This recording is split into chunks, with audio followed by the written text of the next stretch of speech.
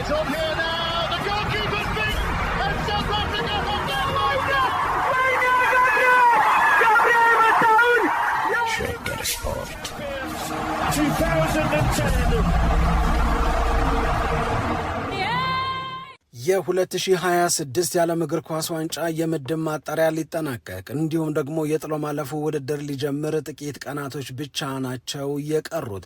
የዓለም ዋንጫው የእስካሁን ሂደት አዝናኝም አነጋጋሪም ብዙ ክስተቶች ነበሩት፣ በሜዳ ውስጥም ከሜዳ ውጭም ባሉ ጉዳዮች። ታዲያ እስካሁን ድረስ በብሔራዊ ቡድኖቹ የምድብ ማጣሪያ እንቅስቃሴ ስለ ብሔራዊ ቡድኖቹ ጥንካሬ፣ ጉብዝና ምን ተረዳን፣ ምን አወቅን የሚለው ነገር እንደተጠበቀ ሆኖ በዓለም ዋንጫው ላይ እስካሁን ድረስ ቤስት ፐርፎርመር የሚባሉ ወይም ምርጥ እንቅስቃሴን ያሳዩ ተጫዋቾች እነማን ናቸው ተብለው ተጫዋቾቹ በስታቲስቲክስ ወይም በቁጥር መረጃ ተመዝነው ደረጃም ተሰጥቷቸዋል።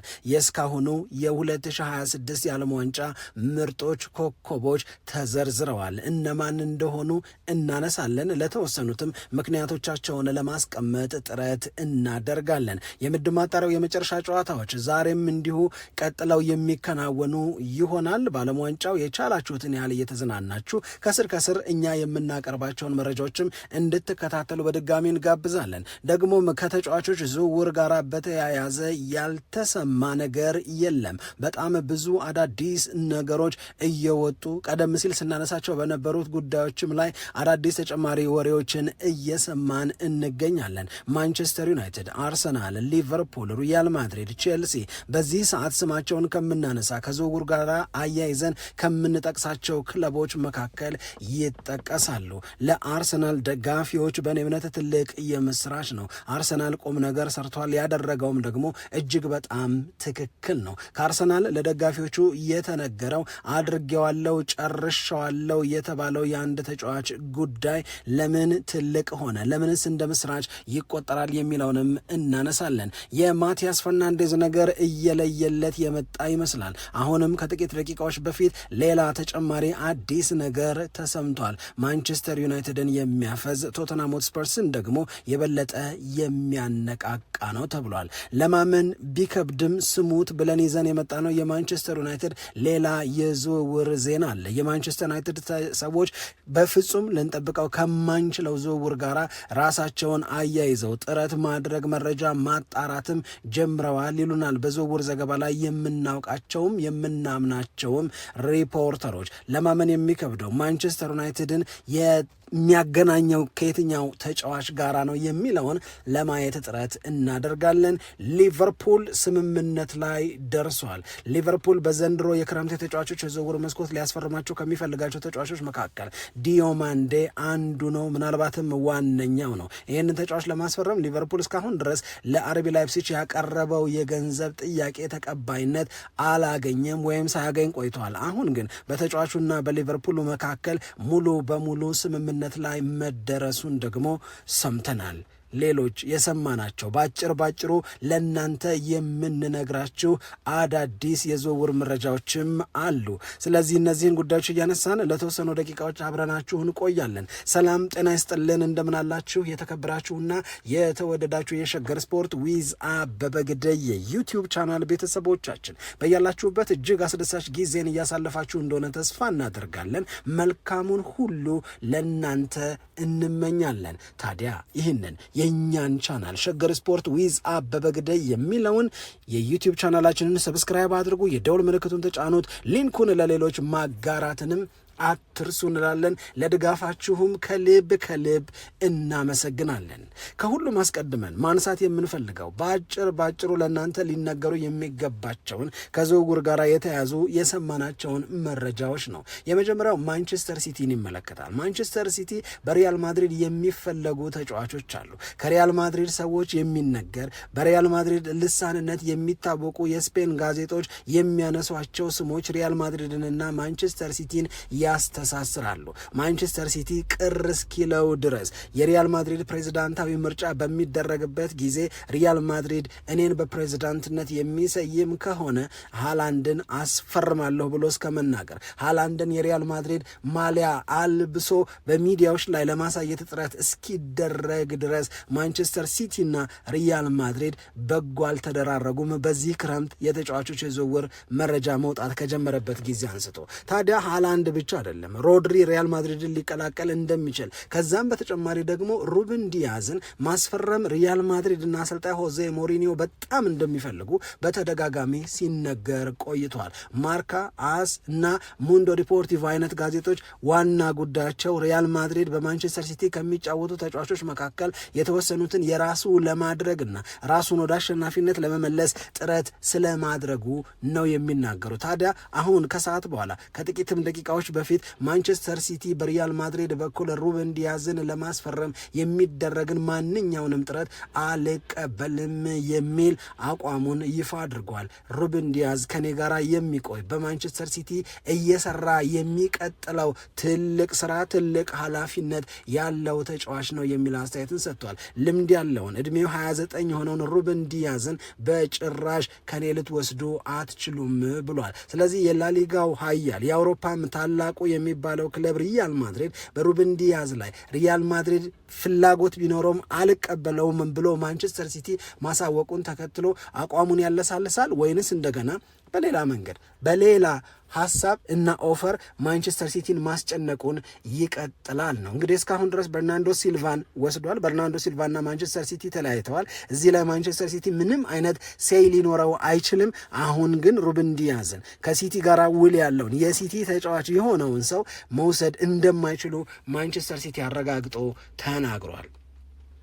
ሁለተኛው ማንቸስተር ዩናይትድ በኦሬሊያን ቹዋሚኒ ላይ ያለውን አቋም በተመለከተ አሁንም ምንም የተለሳለሰ ነገር የለም። የማንቸስተር ዩናይትድ ፍላጎት የነበረ ጠንካራ፣ አሁንም ቢሆን ያልተቀየረ ነው። ግን አንድ ነገር ሰምተዋል። ይህንን ተጫዋች ማግኘት የሚቻልበት የዝውውር ዋጋ በሪያል ማድሪድ በኩል ውድ ሊደረግ አይችልም። ምክንያቱም ሪያል ማድሪድ እና ኦሬሊያን ቹዋሚኒ ያላቸው የውል ስምምነት ሊያበቃ 2 ዓመት ብቻ ነው የቀረው። ሪያል ማድሪድ ተጫዋቹን የማያቆየው አዲስም ውል የማያስፈርመው ከሆነ ለመሸጥ ትክክለኛው ጊዜ አሁን ነው። በጥሩ ዋጋ ኦሬሊያን ቹዋሚኒን መሸጥ የሚችለው ዘንድሮ ነው፣ በዚህ ክረምት ነው። ይህንን ማንቸስተር ዩናይትድ ስለሚረዳ ነው ከሌሎቹ ፍላጎቶቹ በተለየ ቹዋሚኒ ላይ የበለጠ ፍላጎትን ያሳየው። ግን ዛሬ በኦሬሊያን ቹዋሚኒ በኩል ሪያል ማድሪድን ለቆ ማንቸስተር ዩናይትድን የሚቀላቀል ከሆነ ከማንቸስተር ዩናይትድ የሚጠብቀው ሳምንታዊ ደሞዝ እጅግ ከፍተኛ መሆኑን ማንቸስተር ዩናይትዶች ሰምተዋል። ስለዚህ ፋብሪዚዮ ሮማኖ እንደሚናገረው ሪያል ማድሪድ እና ቹዋሚኒ አሁንም ያለየላት ነገር ውስጥ ነው ያሉት። ይቆያል አይቆይም፣ ምንድነው ቀጥሎ የሚሆነው በሚለው ላይ የሪያል ማድሪድም ሰዎች የቹዋሚኒም ሰዎች እርግጠኛ መሆን አልቻሉም። ሪያል ማድሪድ ሌሎች ነገሮችን እየሞከረ የሚሞክራቸው ነገር የሚሳኩለት ከሆነ ከቹዋሚኒ ጋር ይለያያል። ከዩናይትድ የሚቀበለው የዝውውር ገንዘብ በቂ ነው ብሎ ሊያምን ይችላል። 60 እና 70 ሚሊዮን መሃል ነው የዚህ ተጫዋች ዋጋ ተብሎ እየተጠራ የሚገኘው። አሁን ለማንቸስተር ዩናይትድ ፈተና የሚሆነው ለሪያል ማድሪድ የሚከፈለው ክፍያ ሳይሆን ቹዋሚኒ በሳምንት ላገኘው ይገባል ብሎ የሚያምነው ሳምንታዊ ደሞዝ የተጋነነ መሆኑ ነው። ዩናይትድ ደግሞ እንዲህ ያለ የተጋነነ ሳምንታዊ ደሞዝን ከመክፈል ልምድ መውጣት እፈልጋለሁ የሚል አቋሙን በይፋ በአደባባይ ነው የተናገረው። ስለዚህ ፍላጎቱ ጠንካራ ነው። እንደ ቹዋሚኒ ደጋግሞ ያሰበው እንደ ቹዋሚኒ ደጋግሞ የጠራው ተጫዋች የለም። ደሞዙ ተብሎ የተጠቀሰው ገንዘብ በቁጥር ባያስቀምጡትም ግን በጣም የተጋነነና ማንቸስተር ዩናይትድ ቆም ብሎ እንዲያስብበት የሚያስገድድ ነው ተብሏል።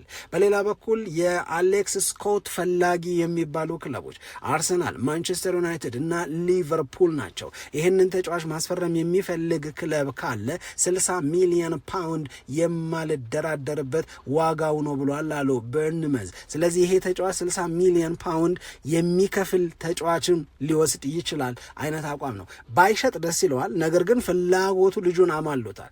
ልጁ በአሰልጣኝ ቶማስ ቱሄል የእንግሊዝ ብሔራዊ ቡድን አባል ተደርጎ ወደ አሜሪካን ሄደ። መጨረሻ ላይ 26 ተጫዋቾች ሲመረጡ ለጥቂት ሳይመረጥ የቀረ ለበርንመዝ 6ኛ ደረጃን ይዞ በፕሪሚየር ሊጉ ማጠናቀቅ ትልቅ አስተዋጽኦ የነበረው የበርንመዝ የዓመቱ ኮከብ ተጫዋች ተብሎም የተመረጠ ነው። ስለዚህ ይህንን አሌክስ ስኮትን እንግሊዛዊውን ጎበዝ የመሃል ተጫዋች አርሰናልም ማንቸስተር ዩናይትድም በጣም አድርገው ይፈልጉታል፣ ሊቨርፑልም ጭምር። ሊቨርፑል ቤት ያሉት ኢራዮላ ደግሞ ከልጁ ጋር አብረው የሰሩ የልጁ አቅም ምን እንደሆነ ጉብዝናውን በደንብ የሚያውቁና የሚረዱ ናቸው። ስለዚህ በዴይሊ ሜይል አገላለጽ ከሆነ የልጁ ዋጋ ተቆርጧል። አሁን ቆርጦ የሚገባው ማን ነው የሚለውን ደግሞ በጉጉት እናያለን። በአጭሩ ከምንነግራችሁ መረጃ መካከል የመጨረሻ የሚሆነው ኩኩሪያን በተመለከተ ነው። ሪያል ማድሪድን ተቀላቅሏል። የዚህ ተጫዋች ዝውውር ለቼልሲ ብዙ ሰዎች ያልተጠበቀ በድንገት እና በጣም በፍጥነት የተከናወነ ነው። ኩኩሪያ ራሱ ወደ ሪያል ማድሪድ ሄዶ የሪያል ማድሪድ ተጫዋች መሆኑ ሳይበቃው አሁን ደግሞ ኤንዞ ፈርናንዴዝ እሱን ተከትሎ የሪያል ማድሪድ ተጫዋች እንዲሆን ማግባባት ይዟል ነው። ኤንዞ ፈርናንዴዝን ማስፈረም ሞሪኒዮ፣ ኤንዞ ፈርናንዴዝን የራስ ማድረግ ፍሎረንቲኖ ፒሬዝ አብዝተው የሚፈልጉት ጉዳይ ነው። ስለዚህ ይህንን ተጫዋች ለማስፈረም በሚደረግ ጥረት ኩኩሪያ አዲሱን ክለብ ሪያል ማድሪድን እያገዘ ልጁንም እያግባባ ወይም ሎቢ እያደረገ ይገኛል ተብሏል። አሁን ደግሞ ትንሽ ዘርዘር በተን ሰፋ አድርገን ወደምናያቸው ጉዳዮች እንሂድ። ዓለም ዋንጫውን እናስቀድም። የ2026 የዓለም እግር ኳስ ዋንጫ እስካሁን የምድብ ማጣሪያ ጨዋታዎችን አይተናል። በነገራችን ላይ ከሳምንቱ መጨረሻ ጋር ተያይዞ የጥሎ ማለፍ ጨዋታዎች የሚጀምሩበት ነው። ረፍት የለም። በተከታታይ የሚደረጉ የጥሎ ማለፍ ጨዋታዎች የዓለም ዋንጫው የበለጠ ድምቀት እና ጠንካራ ፉክክር የማየታችን ምክንያት ይሆናሉ ተብሎ ነው እየተጠበቀ የሚገኘው። ታዲያ በዚህ የ2026 የዓለም ዋንጫ ላይ በጣም አሪፍ ብሔራዊ ቡድኖችን አይተናል። እገሌ ያምራል፣ የእንትና ብሔራዊ ቡድን በጣም ቆንጆ ነው ብለን የምንጠራቸው ሳንጠብቃቸው ደግሞ በጣም ከፍ ብለው የታዩ ብሔራዊ ቡድኖችም አሉ። ሁለቱንም ለማስታወስ ያህል የምትስማሙበትም ሊኖር ይችላል፣ የማትስማሙበትም ሊኖር ይችላል። ተተወ ብላችሁ ደግሞ ልታስታውሱን የምትፈልጉት ብሔራዊ ቡድን ካለ ስሙን ጻፉልን፣ በጣም ደስ ብሎን እናየዋለን። አርጀንቲና የእውነት ለመናገር በዚህ የዓለም ዋንጫ በምድብ ማጣሪያዎቹ ጨዋታዎች አይተን ከወደድናቸው ጥንካሬያቸውን ከመሰከርንላቸው ዘንድሮም ለማሸነፍ አቅም አለው የሚል አስተያየት ከተሰጠባቸው ብሔራዊ ቡድኖች መካከል አንዱ ነው። በ2022 በሊዮኔል ሜሲ መሪነት የዓለም ዋንጫን ያሸነፈው የአርጀንቲና ብሔራዊ ቡድን አሁንም ያንን የማድረግ አቅም እንዳለው ይታያል። ፈረንሳይ 2 ተጫወተች፣ ሁለቱንም ማሸነፈች። ፈረንሳይ ያምራል ብቻ ሳይሆን ያስፈራል። አሁንም መሪዋ ኪሊያን ምባፔ ነው። ኪሊያን ምባፔ ሜዳ ላይ እየተሳሳተ አይደለም፣ ያንን የሚያስፈራውን አስደናቂ ብቃቱን በየጨዋታው እያሳየ እንጂ። እንደ አርጀንቲናና የፈረንሳይ ብሔራዊ ቡድን በጣም ውጤታማ የተጠበቀውን ያህል እየሆነ ያለ ሌላ ብሔራዊ ቡድን እንፈልግ ብንል አናጣ ይሆናል። ግን ሁለቱ የ2022 የዓለም ዋንጫ የፍጻሜ ተፋላሚዎች ከሌሎቹ ብሔራዊ ቡድኖች ይልቅ በስካሁን ጨዋታዎች የበለጠ ጎልተው ወጥተዋል። ደግሞም ሳይጠበቅ ከፍ ያለ ነገር አሳይተው እነዚህ ብሔራዊ ቡድኖች የዋዛ አይደሉም የተባሉም አሉ። ሞሮኮ፣ አሜሪካ፣ ጃፓን እዚህ ዝርዝር ውስጥ ሊገቡ ይችላሉ። ነገር ግን ዋነኛው የዚህ ፕሮግራም ቆይታ ትኩረታችን እስካሁን ባየናቸው የዓለም ዋንጫ ጨዋታዎች የተለያዩ የቁጥር መረጃዎችን ከግምት ውስጥ በማስገባት የእስካሁን የዓለም ዋንጫ ኮከቦች እነማን ናቸው ብለው አሃዛዊ መረጃዎችን ከጎን በማስቀመጥ 30 ተጫዋቾችን መርጠዋል። እኛ 30ዎቹን አንዘረዝርም። የመጀመሪያዎቹ 10 ውስጥ የገቡትን ግን ከተሰጣቸው ሬቲንግ ጋር ወደ እናንተ እናደርሳለን። ልዩነት ሊኖራችሁ ይችላል፣ አክብረን እናስተናግዳለን። እኛ ግን ያሉትን እንንገራችሁ።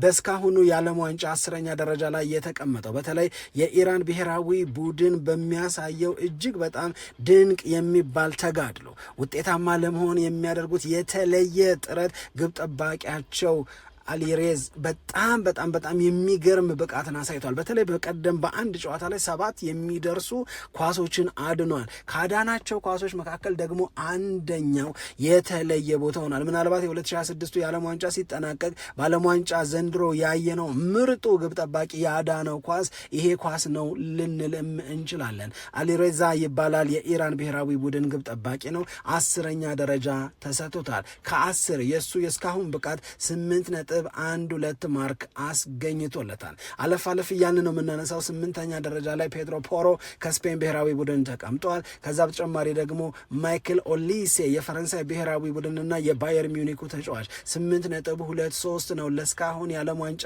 ጉብዝናው የተሰጠው። ደረጃው ደግሞ 6ኛ ነው። ብራዚላዊ ቪኒሺየስ ጁኒየር 8.29 ማርክ ተሰጥቶታል ከ10። እስካሁን ድረስ ለብራዚል ብሔራዊ ቡድን 4 ጎሎችን አስቆጥሯል። ብራዚል ዕዳ አለበት ብላ የምታስበው ልጇ ነው። ይሄ ልጅ ዘንድሮ ብራዚልን ከፍ ላለ ክብር ሊያበቃት ይገባል የሚል የብራዚላውያን እንደ መብት የሚያነሱት ጥያቄ አለ። እስካሁን ቪኒሺየስ ጁኒየር ዓለም ዋንጫው ላይ ካየናቸው ተጫዋቾች በሙሉ በጉብዝና በኮከብነት 5ኛ ደረጃ ላይ ተቀምጧል። ኮዲ ካግቦ ለሆላንድ ብሔራዊ ቡድን የሚጫወት የሊቨርፑሉ ጀግና 8.54 ከ10 ተሰጥቶት 4ኛ ደረጃ ላይ ነው የሚገኘው። በእርግጠኝነት 3ኛ 2ኛና 1ኛ ደረጃ ላይ የምትጠብቋቸው ስሞች አሉ። አዎ አልተሳሳታችሁም። ኪሊያን ምባፔ 3ኛ፣ ኤርሊንግ ብራውት ሃላንድ 2ኛ፣ ሊዮኔል ሜሲ ከአርጀንቲና ደግሞ 1ኛ ነው። ሊዮኔል ሜሲ ከ10 ሲታረም የእስካሁን የ2 የምድብ ማጣሪያ ጨዋታዎች ጉብዝናው 9.66 ማርክ አስገኝቶለታል። ሌላ 9 እንኳን ያስመዘገበ የለም። ሜሲ ብቸኛው ነው። ወደ ዝውውር ጉዳዮች እንሄድ። የዝውውር ጉዳዮች በጣም ብዙ ነገር እየሰማንባቸው እንገኛለን።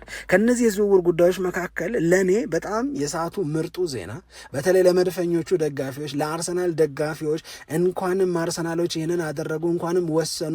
የአሁን የስካይ ስፖርትስንም የዴይሊ ሜልንም የሚረርንም ዚ አትሌቲክስ ዚ ታይምስ የሚሉትንም በሙሉ ብንወስድ የአርሰናል ምርጡ እርምጃ ብለው ነው እየገለጹ የሚገኙት። አርሰናል 2025/26 የውድድር ዓመትን ከመጀመሩ በፊት አንዳንድ ተጫዋቾችን አስፈርሞ አንዳንድ ተጫዋቾችን ደግሞ ተውሶ ነበር የውድድር ዓመቱን የጀመረው። ከተዋሳቸው ተጫዋቾች መካከል አንዱ የእውነት ለመናገር የሚገርም ታጋይ፣ የሚገርም ዋጋ ከፋይ ተጫዋች በተለያዩ ቦታዎች ላይ ሲያስፈልግ የመስመር ተከላካይ፣ ሲያስፈልግ የመሃል ተከላካይ ቢደረግ እንኳን የማያቋርጥ የማያባራ በጨዋታው ላይ ልክ የመሆን ፍላጎት ያለው የሚያደርገው ነገር በሙሉ የሚያምርበት ወዲያውና በፍጥነት አርሰናልን የተላመደው የኤኳዶር ዜግነት ያለው ሂንካፔ ነው። ሂንካፔን ተውሶ ከባየር ሊቨርኩሰን አርሰናል መጠቀም ከጀመረ በኋላ የአርሰናልም ደጋፊዎች፣ የአርሰናልም ማሰልጣኝ፣ የአርሰናል ሌሎች ባለሙያዎችም በጣምና ወዲያው ነው የወደዱት። እናም ባየር ሊቨርኩሰንና አርሰናል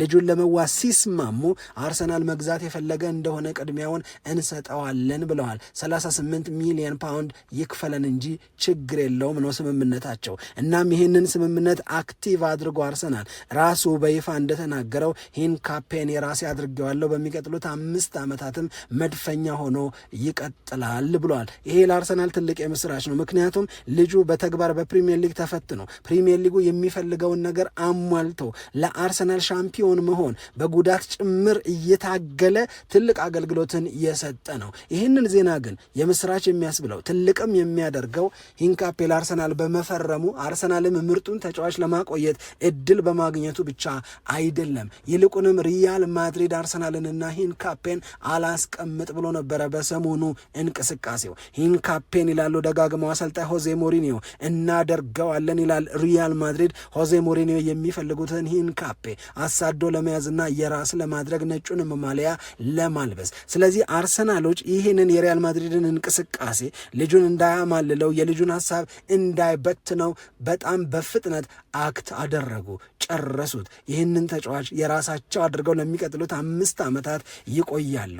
እንደ መሃል ተከላካይም ጀግና ነው፣ በመስመር ተከላካይም ሂንካፔ ድንቅ ነው። ድንቁ ልጅ ለሚቀጥሉት 5 ዓመታት ከመድፈኞቹ ጋር ይቀጥላል፣ የትም አይሄድም። ይሄ ለአርሰናል በጣም እጅግ በጣም አሪፍ የሚባል ነገር ነው።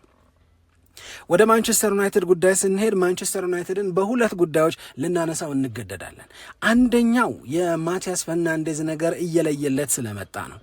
ማቲያስ ፈርናንዴዝን በተመለከተ አሁን በጣም ብዙ ሰዎች እናንተም አንዳንድ አስተያየት ሰጪ አድማጮቻችን እንደምትናገሩት ቶተንሃም ሆትስፐርስ ለእኛ ለስፖርት ተከታታዮች ለሪያል ማድሪድ እኩያ ሆነብን፣ በድንገት በአንዴ ሳይታሰብ ይህንን አስተያየት የጻፉ አድማጮች አሉን። ለእንግሊዝ ፕሪሚየር ሊግ ክለቦችም ልክ የእንግሊዝ ፕሪሚየር ሊጉ ሪያል ማድሪድ ሆነው ቁጭ አለ። ያንንም እፈልጋለሁ ወሬ አይደለም እፈልጋለሁ ተግባርም ጭምራለሁ ቶተንሃም ሆትስፐርስ ውስጥ። ስለዚህ ቶተንሃም ሆትስፐርስ አምቢሽኑን ጉጉቱን ታላቅ መሆን መፈለጉን በትክክል የሚያሳይ ኮሚትመንት ቁርጠኝነት አለው። ተጫዋቾችን እያስፈረመ ነው። እስካሁን ወደ 4 አካባቢ ተጫዋቾችን የራሱ አድርጓል። ግብ ጠባቂዎችን፣ ተከላካዮችን የራሱ አድርጓል። መሀል ክፍሉን ለማጠናከር ማቲያስ ፈርናንዴዝንና ሳንድሮ ቶናሊን አንድ ላይ መግዛት እችላለሁ እያለ ነው የሚገኘው። አጥቂው መስመር ላይም እንደዚሁ የራሴን ስራ ሰራለሁ ብለዋል ሮቤርቶ ደዘርቢ። ስለዚህ ለሮቤርቶ ደዘርቢ የተሰጣቸው ነጻነትና እሳቸውም የሚያከናውኑት ዝውውር ለመክፈል የሚዘጋጁት የገንዘብ መጠን ይሁን ይላሉ ሲጠራ ገንዘብ። ስለዚህ ቶተንሃም የሆነ አንድ የተለየ ዓለም ውስጥ ነው ያለው። ይሄ ደግሞ ገበያው ላይ በጣም ትልቅ ተጽዕኖን አሳድሯል። ለራሱ የሚስማማ ነገር እያደረገ ነው። ነገር ግን በሌሎች ላይ ተጽዕኖ ማሳደሩም ደግሞ ተነግሮ ማለፍ መቻል አለበት። ስለዚህ ማንቸስተር ዩናይትድ የማቲያስ ፈርናንዴዝ ባለቤት መሆኑ አይቀርም የሚል መደምደሚያ ላይ ከደረስን በኋላ ነው ትርምስምሱን ያወጣው ቶተንሃም ሆትስፐርስ። ስለዚህ መጀመሪያ ቶተንሃም ያደረገው ምንድነው? ዌስትሃም ዩናይትድ ለዚህ ተጫዋች የሚፈልገውን ገንዘብ እከፍላለሁ፣ 80 እከፍላለሁ፣ 85 እከፍላለሁ አለ። ስለዚህ ዌስትሃም ዩናይትድ ከዛ በኋላ የማንቸስተር ዩናይትድን 60 እና 65 ሚሊዮን ፓውንድ የሚሰማበት ጆሮም ሊኖረው አይችልም። ምክንያቱም ይህንን ያህል ገንዘብ እየተጠራ ነው የሚገኘው። ስለዚህ ቶተንሃም ሆትስፐርስ ዌስትሃም ዩናይትድን ከገንዘብ ከልጁ ዋጋ ጋር በተያዘ ችግር የለም አለ። በኋላ ደግሞ እንደገና ማቲያስ ፈርናንዴዝ ላይ ያለው የማንቸስተር ዩናይትድ ተጫዋች የመሆን ፍላጎት በጣም ጠንካራ መሆኑን ሲረዳ እንደገና ሌላ ሐሳብ ይዞ መጣ። ማን? ቶተንሃም ሆትስፐርስ ማቲያስ ፈርናንዴዝን ልክ እንደ ሳንድሮ ቶናሊ ሁሉ እኔ ጋር ብትመጣ ብሎ ማሳመን ማግባባት ጀመረ። አሁን ከሰዓታት በፊት የወጡት መረጃዎች ማቲያስ ፈርናንዴዝ ለቶተንሃምም ለመጫወት ደስተኛ ነኝ አለ የሚል ነው። እስካሁን ድረስ ማቲያስ ፈርናንዴዝ ማንቸስተር ዩናይትድን ብቻ አለ ነው ሲሉን የነበረው። አሁን ግን ማቲያስ ፈርናንዴዝ ቶተንሃምን ብገባ ችግር የለም ደስ ብሎኝ ይጫወታለሁ አለ። ስለዚህ አሁን ማንቸስተር ዩናይትድ ዌስትሃምን በመያዝ በቶተንሃም ከተቀደመ ማቲያስ ፈርናንዴዝ ራሱ ቶተንሃምን ለመቀላቀል ፈቃደኛ ከሆነ ማንቸስተር ዩናይትድ ከዚህ በኋላ በገንዘብ በሚያስቀምጠው ልስጥ በሚችለው ጥቅም ካላሳመነ በስተቀረ በፍላጎትም ቶተንሃም ሆትስፐርስ ማቲያስ ፈርናንዴዝን አሳምኗል። አሁን ማቲያስ ፈርናንዴዝ እና ቶተንሃም ፐርሰናል ተርም ላይ ከተስማሙ ዌስትሃም ዩናይትድ እና ቶተንሃም ከተስማሙ ማንቸስተር ዩናይትድ ለመጥለፍ ይህንን ዝውውር ወይም እንደ መጀመሪያው ቀድሞ ተጫዋቹን የራሱ ለማድረግ ሌላ የተለየ ዘዴ ካላገኘ በስተቀር ከባድ ነው የሚሆንበት። ለዚህ ነው የማቲያስ ፈርናንዴዝ ነገር እየለየለት ነው። ለማንቸስተር ዩናይትድ ደስ ላይል ይችላል፣ ለቶተንሃም ሆትስፐርስ ግን ትልቅ ድል ነው። ቻምፒዮንስ ሊግ በሌለበት የማንቸስተር ዩናይትድ ተጫዋች ከመሆን ይልቅ የቶተንሃም ተጫዋች ለመሆን እንዲስማሙ ያደረገበትን ዘዴ አለማድነቅ አለማክበር አይቻልም። የአውሮፓ ቻምፒዮንስ ሊግ ጨዋታ በሌለበት ሳንድሮ ቶናሊ ኒውካስልን ለቆ ከኒውካስል በታች በጨረሰው ቶተንሃም ሆትስፐርስ ለመቀላቀል ለመጫወት እንዲስማማ ማድረግ የተለየ ጥበብ የተለየ ጉብዝና ነውና ይሄንን ሳያደንቁ ማለፍ በጭራሽ የሚቻል አይደለም። ስለዚህ የማቲያስ ፈርናንዴዝ ነገር እየለየለት ነው። ዩናይትድ የተለየ ነገር ካላደረገ በስተቀረ የቶተንሃምን ማሊያ ለብሶ በ2026-27 ልናይ የምንችልበት እድል ሰፍቷል ነው። ሁለተኛው የዩናይትድ ጉዳይ የሚሆነው ለማመን ይከብዳል፣ ግን ለማመን ስለሚከብድ አይነገርም ማለት አይደለም። ስሙት፣ ለማመን ቢከብድም ስሙት፣ ብታምኑትም ባታምኑትም ስሙት። የእውነት ለመናገር እኔ ስሰማው የምር ሊሆን ይችላል እንዴ ብዬ ይሄንን ወሬ ላለመንገር ፍላጎት ነበረኝ። ለመንገር የተገደድኩ ቶተንሃም ሳንድሮ ቶናሊን እፈልጋለሁ አለ።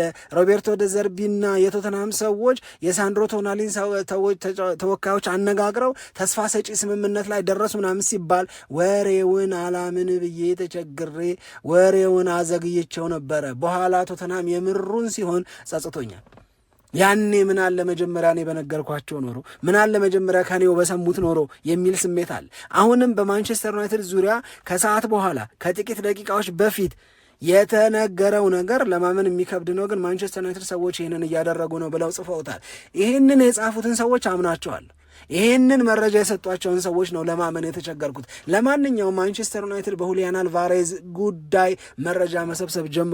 ይህንን ተጫዋች የራሱ ለማድረግ ፍላጎት አለው። እስኪ እንየው፣ እስኪ ምንድን ነው እየተባለ ያለው? ሁሊያን አልቫሬዝ የኔን ቡድን በሚገባ ያሻሽላል ብሎ ማንቸስተር ዩናይትድ ያምናል እና ማንቸስተር ዩናይትድ ማቲያስ ፈርናንዴዝን ለማስፈረም የሚጠበቀውን ነገር ማድረግ ላይ የዘገየ ለነ ሳንድሮ ቶናሊ ለነ ኤሊየት አንደርሰን የሚጠራው ገንዘብ እና ክለቦቹ እምቢ ብለው መመለሳቸው ከዝውውር አስወጥቶታል የሚባለው ዩናይትድ አሁን ለሁሊያን አልቫሬዝ ሪያል ማድሪድ፣ ባርሴሎና አቀረቡ የተባለውን ገንዘብ እንደሚያውቅ እና እንደሰማ ሰው እውነት እስከ 130 ሚሊዮን ፓውንድ ለሁሊያን አልቫሬዝ ያወጣል ወይ? ቢያወጣስ ልክ ነው ወይ? ማውጣቱን እሺ ያውጣ እንመን። ቢያወጣስ ግን ዩናይትድ ልክ ነው ወይ? የዩናይትድ አንገብጋቢ ችግር እውነት በሁሊያን አልቫሬዝ ዝውውር የሚፈታ ነው ወይ? የማንቸስተር ዩናይትድ ሊሚትድ የሆነ ፋይናንሻል ሪሶርስ ነው ያለው። ይህንን ሊሚትድ የሆነ ፋይናንሻል ሪሶርስ አንድ ተጫዋች ላይ አውሎት ያውም መሀል ክፍሉ ዋነኛ ትኩረት ነው እየተባለ በዛው አካባቢ ገንዘብ ማቲያስ ፈርናንዴዝንም እንደገና ትንሽ ጨምር አድርጎ ሌላ አንድ ተጫዋች አስፈርሞ የዩናይትድ የመሃል ክፍል ከማንም የማያንስ እንዳያደርግ ሆኖ መገንባት ነበረበት። ለማንኛውም ገበያ እብድ ነው፣ የሚሆነው አይታወቅም። የማንቸስተር ዩናይትድ ሰዎች ግን በሁሊያን አልቫሬዝ ጉዳይ ላይ ስማቸውን አስገብተዋል።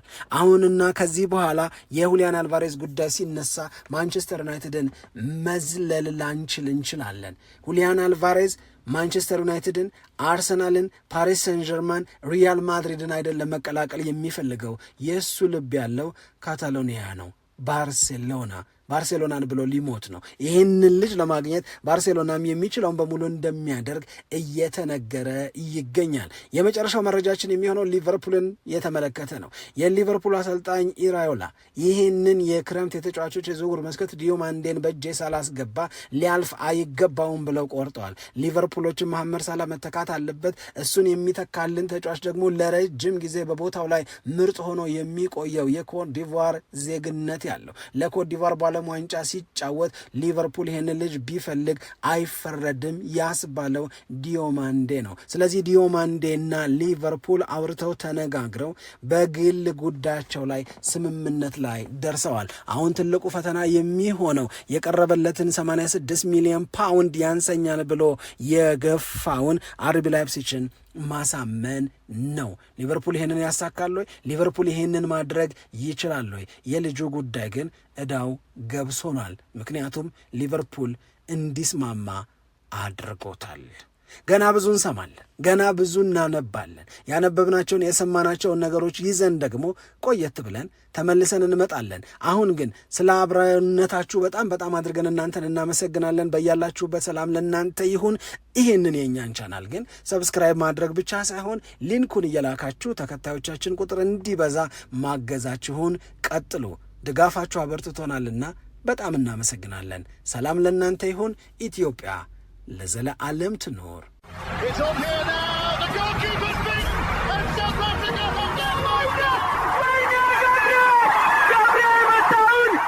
ሸገር ስፖርት 2010